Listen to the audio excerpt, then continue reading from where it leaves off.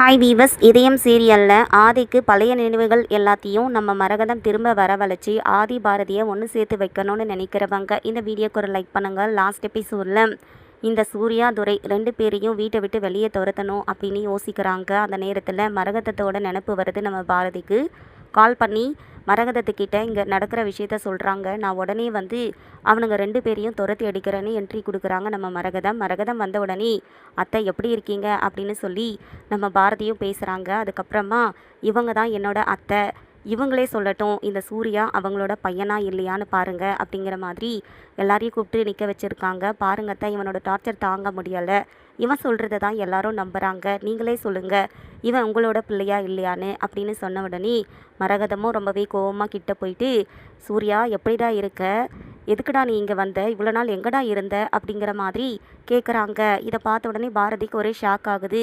இங்கே என்ன நடந்துகிட்ருக்கு, ஏன் அத்தை இந்த மாதிரி பண்ணிகிட்ருக்கீங்க, உங்களுக்கு பைத்தியம் எது பிடிச்சிருக்கா, இவன் தான் உங்களோட பையனா அப்படின்னு கேட்கும்போது, ஆமாம் என் பையனை சொல்லாமல் வேற யாருன்னு சொல்கிறது பாரதி அப்படின்னு சொல்கிறாங்க மரகதம்.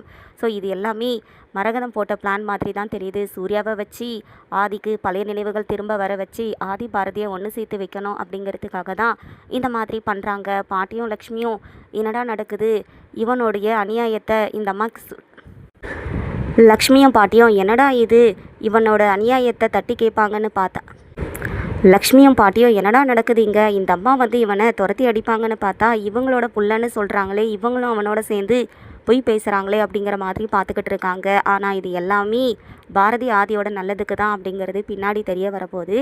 வெயிட் பண்ணி என்ன நடக்கும் அப்படிங்கிறத நம்ம பார்க்கலாம். தேங்க்ஸ் ஃபார் வாட்சிங்.